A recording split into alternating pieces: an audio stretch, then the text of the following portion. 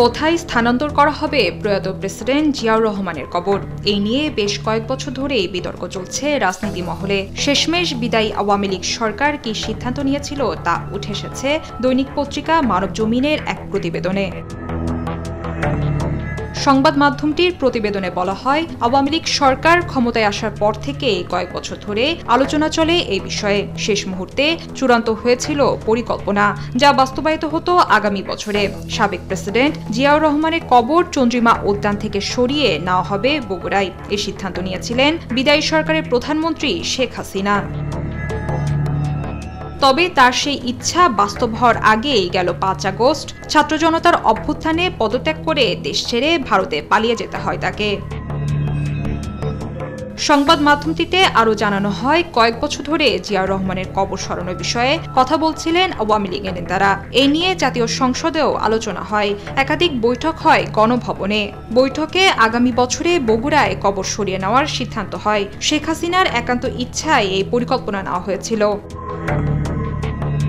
শেখ হাসিনা নিজেও বিভিন্ন অনুষ্ঠানে জিয়াউর রহমানের কবর নিয়ে কথা বলেন। তার বক্তব্যের সূত্র ধরে দলের নেতারাও এ বিষয়ে সক্রিয় হন। কবরে জিয়াউর রহমানের লাশ নেই এমন কটাক্ষ করেন শেখ হাসিনা সহ দলের নেতারা। আওয়ামী লীগ সরকারের মুক্তিযুদ্ধ বিষয়ক মন্ত্রী আকমা মোজাম্মেল হক জিয়ার কবরসহ সংসদ এলাকার নকশা বহির্ভূত স্থাপনা সরিয়ে ফেলার প্রস্তাব করেছিলেন। বিএনপির পক্ষ থেকে অবশ্য আওয়ামী লীগ নেতাদের এমন বক্তব্যের প্রতিবাদও জানানো হয়েছিল তাৎক্ষণিক। তারা হুঁশিয়ারি দিয়েছিলেন, সরকার এমন কিছু করলে দেশের মানুষ তা প্রতিহত করবে। জিয়ার কবর সত্যি সত্যি সরানো হবে নাকি বিএনপিকে চাপে রাখতে এটি রাজনীতির অংশ?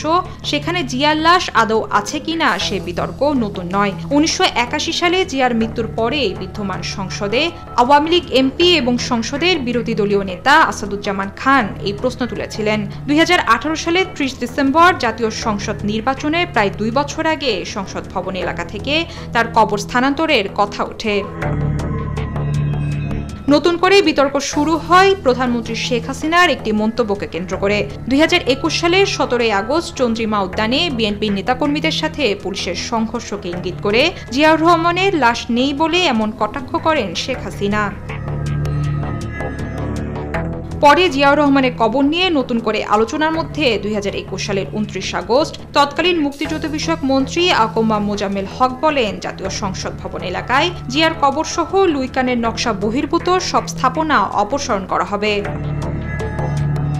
তবে জিয়ার কবর স্থানান্তর করে কোথায় হবে, কখন হবে, কেন হবে তার কোনো সুনির্দিষ্ট কথাবার্তা এখনো সরকারি ভাষ্যে আসেনি। যদি এরকম কোনো সুনির্দিষ্ট পরিকল্পনা সরকারের কাছে থাকে তার যথাযথ ব্যাখ্যা সাধারণে প্রকাশ করার দাবি জনসাধারণের। শুভশ্রী রায়, সাউথ এশিয়ান টাইমস, ঢাকা।